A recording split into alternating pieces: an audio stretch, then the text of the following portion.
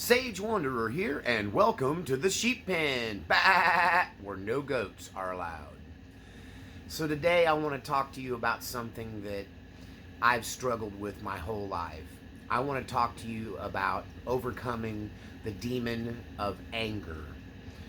Now, many people think anger is a natural emotion, but I do believe that true anger is demonically inspired.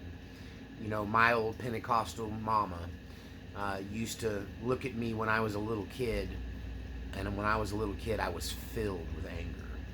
And she would say, "Woo, that devil's just a poking you. He's just a poking you." You know, anger is one of the things that men in particular deal with. Everybody deals with it, but I think a lot of times that it really plagues men.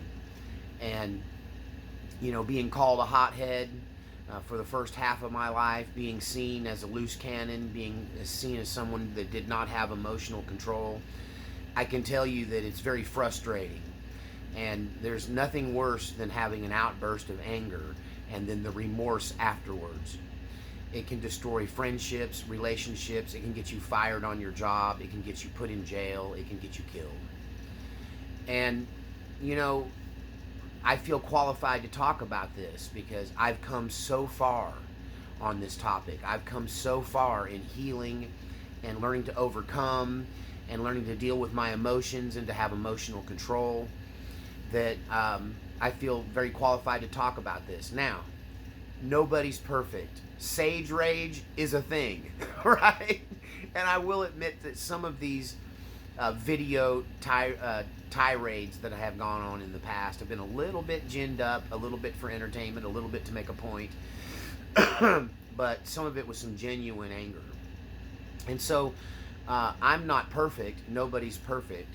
Those of you who engage in sports statistics knows nobody's perfect. Everybody's working for perfection, and nobody's there. But I've come so far, I kind of feel like an expert. I kind of feel like I could be a little bit of a anger control guru for some of you folks. And so I want to talk about where I started so you can see how far I've come.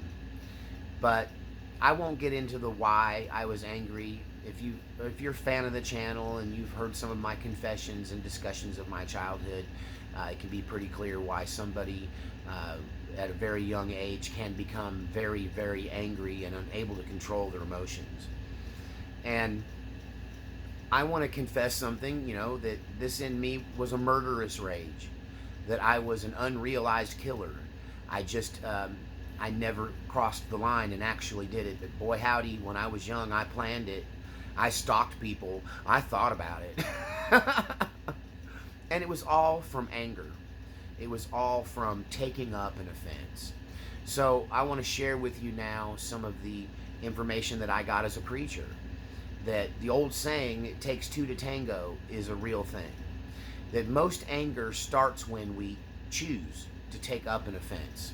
Being offended is a choice.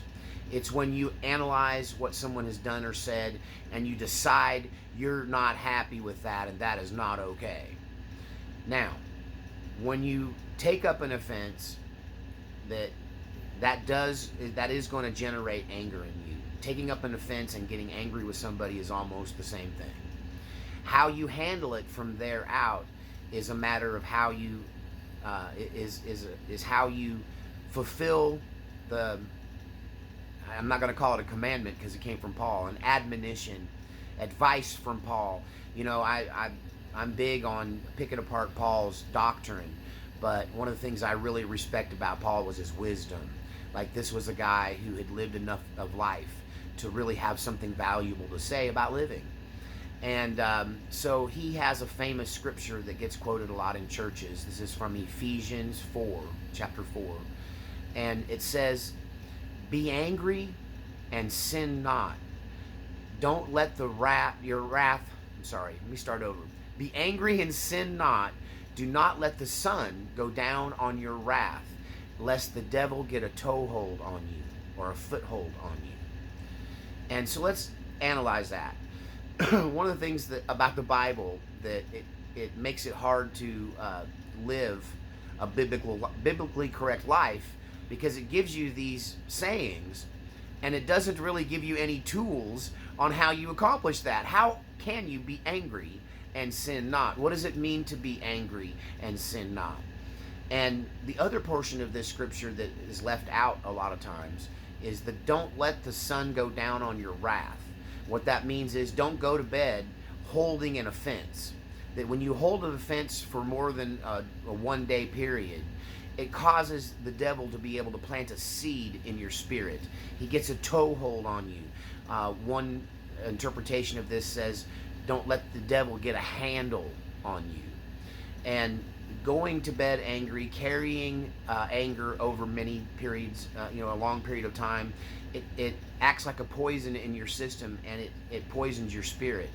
And it can lead you not just to sin and anger, but to engage in sinful behavior of all sorts because of the bitterness that it causes. And so being able to let go of anger, hang on, I have my air conditioner running and I realize how annoying it is. There we go.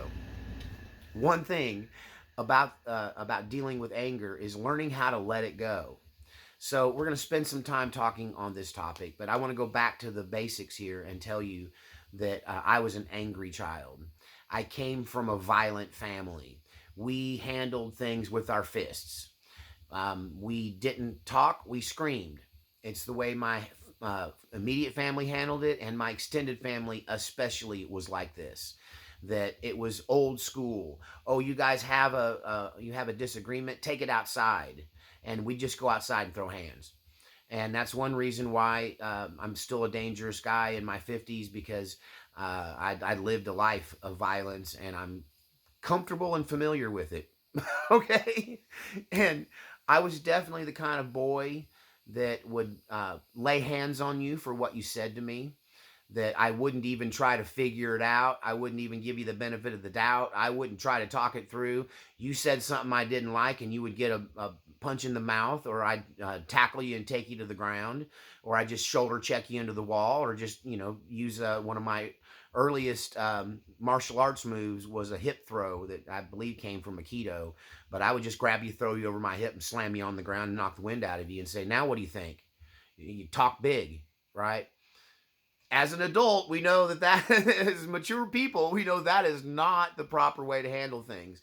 That is definitely not being angry and sinning. Not. That was being angry and sinning like crazy. Okay. And, over time, I was able to heal this. Over time, I was able to learn emotional control. And so I want to share with you some of those tools. And one of them is that at that very moment, don't take up an offense. This is taught by a psychologist. They'll tell you to stop, take a breath, ask the person to repeat what they just said and clarify for you. That takes a ton of emotional control, but that's where it starts. Once you're angry, it's really hard not to go on down the sin road. Once you're angry, you start to lose control. But in that very first moment, when something is said or done to you that causes you to become angry, put that anger on hold. Nip it in the bud, as Barney Fife once famously quoted as saying. Nip it in the bud. In that moment, give them the opportunity to reconsider the direction of the speech. And this is pretty simple, by just taking a deep breath, pausing, letting what they said soak in, acknowledging that you could be misunderstanding them, acknowledging that they're trying to communicate something to you, and rather than getting angry and shutting them out, maybe you should listen. Take a deep breath, take a couple of beats, right? 1,000, 2, 1,000, 3, 1,000, and just simply say something along the lines of, in a very calm way, could you clarify what you're saying? I'm not sure that I'm understanding you. I don't want us to have a misunderstanding. I'd like to understand what you're saying, what you're trying to tell me. And a lot of times, if somebody themselves is reacting to some trigger, they're reacting to some angry moment, this causes them to take a breath. Now, you can't really help it if they go, you know what I said, and poke you in the chest. Now, if somebody physically touches you, I believe in self-defense. I don't believe in beating the crud out of somebody because they touched you.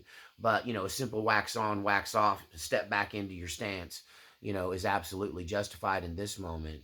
And once again, at every step of acceleration, if somebody else is escalating a situation, at each escalation, if you want to be angry and sin not, if you want to control your emotions, if you want to overcome this thing that leads so many of us into deep trouble, then at this moment, when at every stage of escalation, take that beat again and go, hey, I don't want to do this. I can we work this out?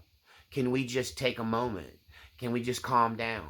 Right? Don't tell them to calm down. That usually triggers people with anger issues. But just say, hey, can we take a moment? Can we just calm this down a little bit? You know, I learned a valuable lesson from the stoner hippies in Colorado that they have this saying there. It's all good. It's all good. And it's so diffusing that I actually used that phrase once to diffuse a potential mugging where someone was trying to make it look like it was a disagreement when in reality they were trying to roll me on the street. And I just kept going, it's all good. It's all good. It's all good. Walking away from them. It's all good.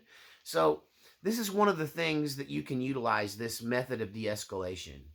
And what we want to avoid is letting their anger trigger our anger, and then our anger triggers more of their anger, and before you know it, it's off to the races, and we're rolling around in the street like a couple of dumb kids, right? And I'm personally getting too old to roll around in the street, although you all know I did this recently. I rolled in the street with somebody. Hey, I'm not perfect, right? I'm a work in progress, but I've come so far by utilizing these skills and these methods, right?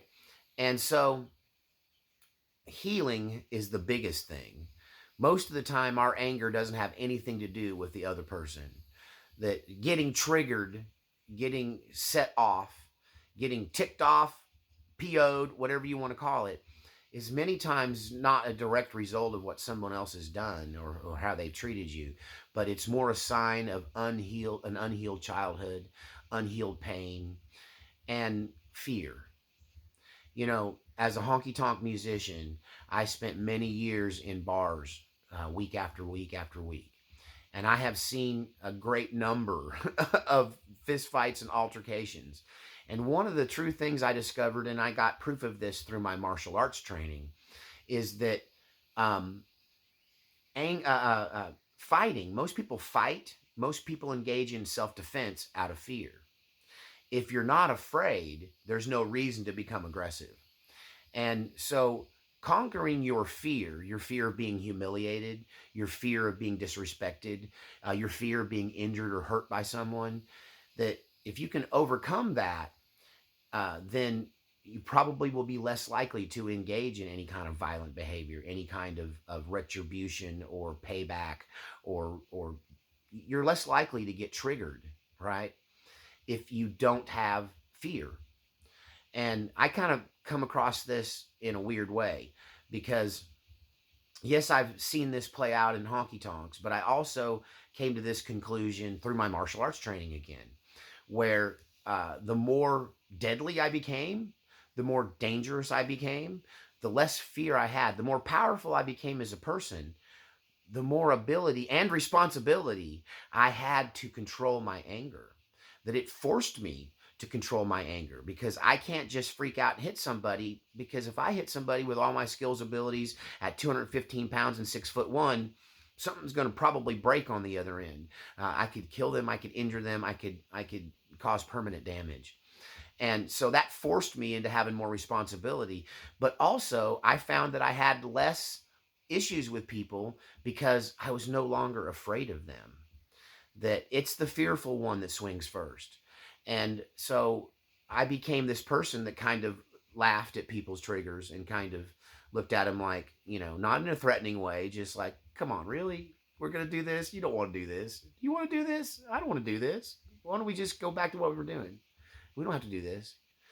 That calmness came from conquering my fear. And, becoming powerful is one way to conquer fear, but also you can conquer fear by going through healing, by acknowledging things like transference. That sometimes when someone says something to you that causes you to become triggered and angry, many times you don't even hear that word coming from their mouth, because it's what you hear is someone from your past who hurt you really bad, who said that thing to you just like that, or have said that sort of thing to you before, or treated you that certain way. And now all the wrath that you went to sleep with, all of the anger that you've stuffed over years comes out onto this new person who may or may not even meant to be that hurtful, right? That it goes back to taking up an offense. You have to make a decision to not take up an offense. And this is the key to controlling emotion. You know, it does take two to tango. And you can just decide that this person isn't worth your time. This person is probably being prodded and poked by the devil's pitchfork, like my mama used to say. That this might even be a trap by the enemy set up to take you down. That you need to look at these kind of conflicts as a threat, not to your safety, not to your well-being, not to your pride, but a threat to your relationship with God. Be angry and sin not, right? You have to realize that by taking up an offense, you're gambling with your relationship with the Almighty. You're gambling, and the stakes are losing your peace, losing your way, potentially losing your freedom in this world even. And it's really hard when that flash anger comes up to recognize all of that. That's why that beat is so important. That's why that breath is so important. That's why that asking them to rephrase that. And you got to do it in a non-confrontational way too. You can't just go, you can't be one of my favorite but very escalating phrases that you don't want to use this phrase, but the root of it is right, but the delivery can be very triggering for someone else. But if I said something to a Texan that was offensive to them, this is a common comeback. What the hell did you just say to me? Now that's a little bit aggressive, right? I prefer the more granola eating hippie method, which is, hey man, I'm not trying to start nothing with you. Like, maybe we're having a misunderstanding. It's all good, you know. What can I do to fix this between us? I'm not trying to get in a ruckus with you. That kind of it can come off as weak, but that's okay. It's better to be considered weak when you're strong than to be weak and putting up like you're strong, right? It's Sun Tzu's Art of War, right? If you're strong, appear weak. If you're weak, appear strong, right? And that most of your fights, most of your altercations get started by a weak person who's pretending to be strong. And so strong people often will pretend to be weak. They don't have a problem with appearing weak. Hey man, it's all good. Can we just get along? The old Rodney King quote. But by taking that moment and making it a conscious decision when you go out in the world, if you go out with your friends, if you're going to go out to a public place, if you're going to have an interaction with family like Thanksgiving, how many Thanksgivings turn into Donnybrooks, turn into total brawls, right? Or big screaming matches. But, take a moment every day, honestly, but especially before you go into these potential situations where you might encounter somebody that could trigger you. Make a decision ahead of time. I'm not going to take up an offense. I'm going to give this person an opportunity to back it down rather, to back up, back the truck up. I'm going to give them the opportunity to clarify. I'm not going to just assume I know what they're trying to say to me. And that's one of the most powerful tools you can have to allow you to nip it in the bud and stop being triggered. It's a decision to enter into these arguments, and it's a decision you can just decide not to do. So what happens when you fail at that, though? So let's say that's some great advice, Sage. I'm going to take a deep breath. I'm going to do what you said, but hey, it didn't work.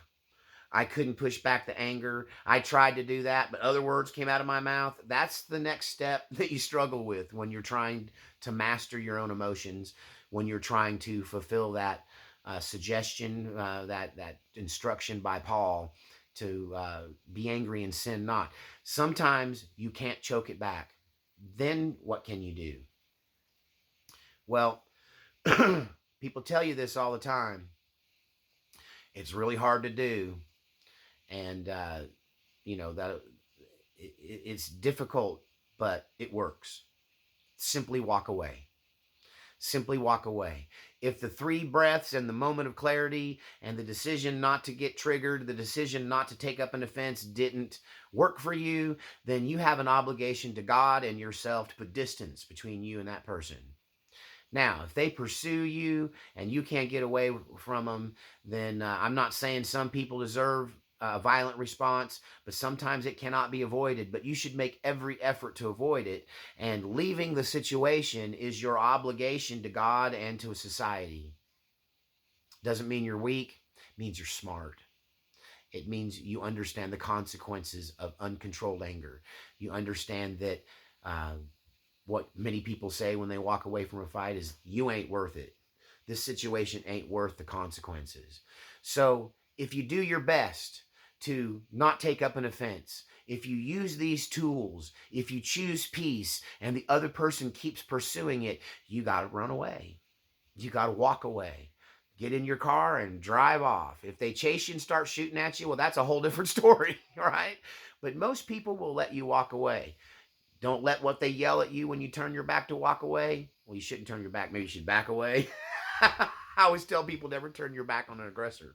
But, when you start to walk away, when you give up on the situation, they're going to yell things at you. They're going to call you the P word. They're going to say, that's right, walk away, coward, you coward.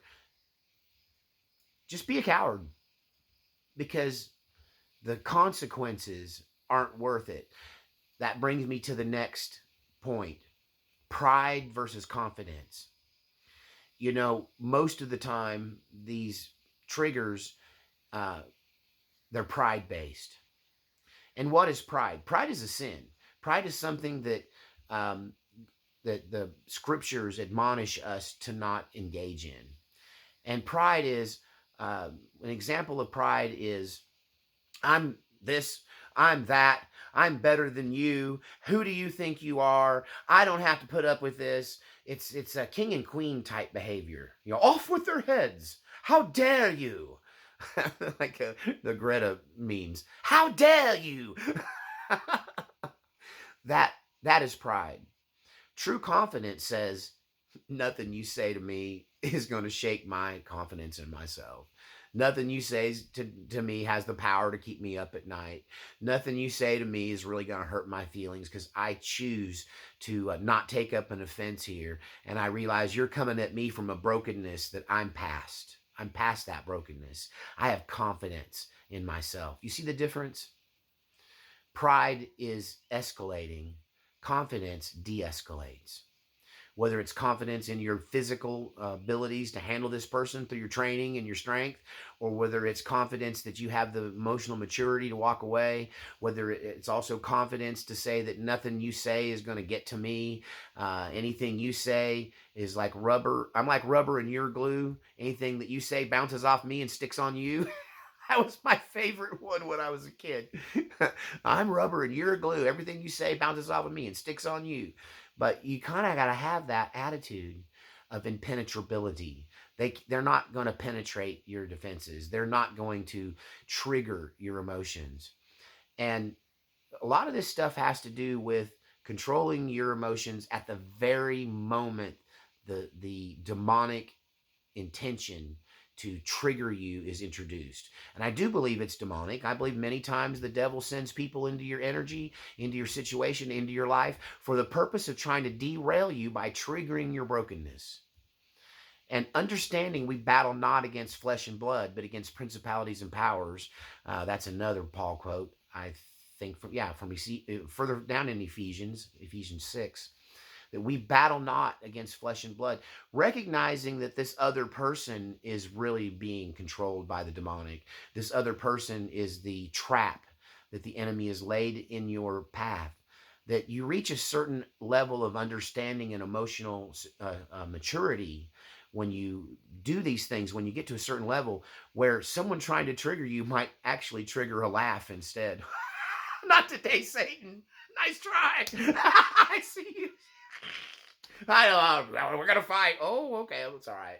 I don't want to fight with you, man. Here, let me buy you a drink. Let me pick up your tab. What can I do for you?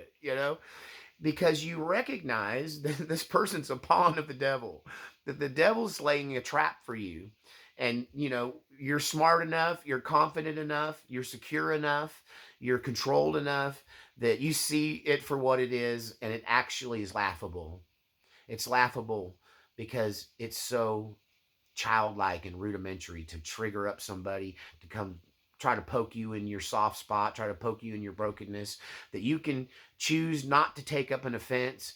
You can choose to de escalate. You can choose to walk away. You can choose to try and communicate or not, right?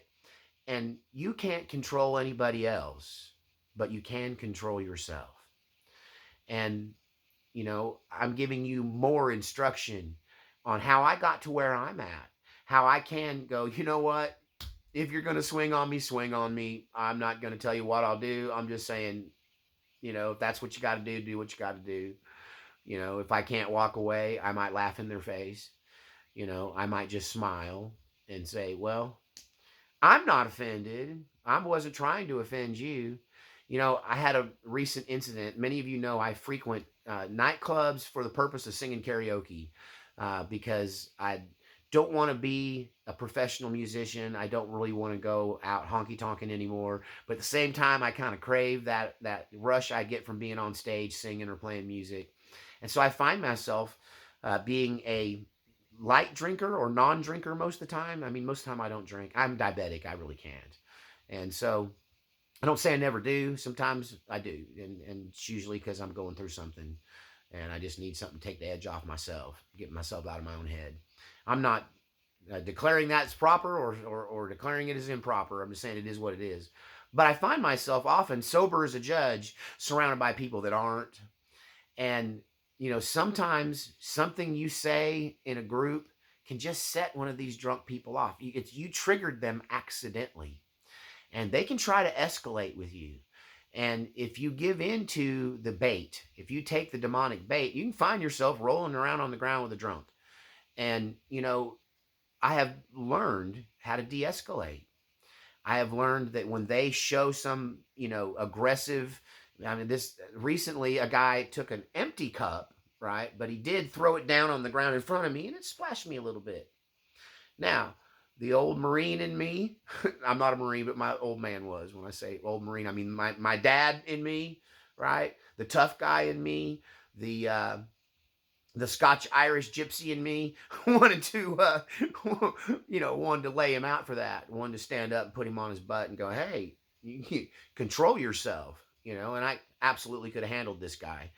I was in a strange place in a town I wasn't familiar with, and it was a new place I was trying out, and I was pretty sure this guy had a lot of friends, so it might turn ugly. But I made the decision in that moment to laugh and go, man, you okay? And he did go, it was empty. He did back down and go, it was empty. And I could have said, no, it wasn't either. It had some in it and it got on me. But I have enough emotional mastery now to laugh it off. And I laughed it off with him and I defused it, right? And who knows what kind of chaos and mayhem I avoided. What I'm talking about is having the wisdom to know that if you are faced with one of these triggers, it's probably demonically inspired. It's more than likely their devil going, hey, there's our next victim. And, the devils that follow you around are going, yeah, this guy has anger issues. Let's see if we can get them both thrown in jail today, ruin their life. Understanding the consequences of your behavior, being able to chess game it out. Chess did more to build my wisdom and the strategy of it. To be able to imagine every possibility is how you win at chess. It's not having the best moves or the best tricks. The best moves and best tricks are based on people who have thought out that previous situation and seen it to its end, and to know that it ends in a checkmate. And most of these situations that people find themselves in, whether it's with a loved one or a family member, whether it's a Thanksgiving brawl or some drunk in a bar that's accosting you, wise people are able to look at that situation in an instant and see it leads nowhere good. And There's 99 ways for it to go sideways and only one way for it to go right. And the best thing is to avoid the whole situation, to take that breath, give them a chance to communicate, make sure you're not misunderstanding them. And if they become aggressive, walk away and let it go before the end of the day. Don't carry that over, because it will add to your anger instead of this experience of you walking away being a triumph. If you hold on to the grudge, if you hold on to the anger, if you let it, if you go to sleep on it and let it eat you through the night and wake up the next day thinking about it, then it's going to give the devil a handle on you. It gives him a way of infiltrating your spirit and poisoning your spirit, making you oversensitive so that when you walk around, you easily take up offenses. And we're looking to work towards the other direction. We're looking to find ways to not take up offenses. And so you definitely want to follow that instruction from Paul to pray about it before you go to bed, take some cleansing breaths, take a long walk, take a soak in the tub, analyze it enough to realize that you're not against flesh and blood, but this is the devil trying to trap you, and then just breathe and let it go. Now, this is a serious topic that many of us deal with, and I feel like there's a lot of people on my channel that deal with this exact thing. So this will be a topic I probably return to. I might get more into the spiritual warfare aspect of these kind of attacks against your peace, these attempts to trigger you. But all I can say right now is that this one is more logical than spiritual. But just the spiritual edge is just to remember where it's coming from. Remember, this is the devil trying to trick you. Don't look at it for what it looks like. Don't look at it as how it looks, but look through it and see that it's a demonic trap designed to get a handle on you so they can control you and twist your life off in the future. And when you do that, you'll get angry, all right. You'll get angry at the devil, and you'll laugh at his attempts to try to derail you, and you'll just walk away and let it go. I ain't perfect. I still struggle with walking away and letting it go. But I find myself less and less being regretful the day after, and more going, that was smart. Walking away was smart. How you handled that was smart. You know, the people that looked at you saw you as the winner in that situation because you had the control of your emotions and you weren't acting like a jerk. Whereas the other person was probably out of control and acting like a jerk. That's triumph. That's winning. That's coming out on top. And that's what it means to learn to master your emotions. I hope this has been beneficial to you. I hope that this is something that helped you in your own struggle with anger. And I hope to talk more on this topic. If you got anything from this, if this was of value to you, please support this channel. I do not take ad revenue on these sermons because I hate being interrupted, especially selling some stupid product. All right? And so I don't monetize on my sermons. And so it's up to y'all to support me so I don't have to work a full-time day job, because when I do that, I don't make videos. I'm too dang tired. I don't have the time to think. I don't have the time to come up with this stuff. So if you are getting something from this, if you're enjoying this, if you're being fed by this ministry, please support this ministry. First, by hitting that thumbs up button and give me some likes. That helps with the algorithm. Then also sharing this information with people that you need to hear it. Share the video, right? Comment, subscribe. But most importantly, honestly, in the physical realm, I need your financial support to keep this channel going. There's a link in the description to a PayPal account where you can make a contribution. You can send something to my P.O. box, also linked in the or is listed there in the description of this video. And the thing I need most is your prayers. Pray for my continued healing. Pray for the financial support to come in. If you can't make a contribution, then pray that somebody will. Pray that God moves someone else's heart who does have the ability to help me out here and keep my head above water. I live small in a cabin in the woods, and I spend very little money. And so it doesn't take much, but it does take some. So it does take your efforts. And but most importantly, pray for me and my protection, and that God continues to inspire these messages so that I can deliver these truths and instructions to you on how to live this crazy life we are all experiencing. And I'm going to leave you with this powerful prayer.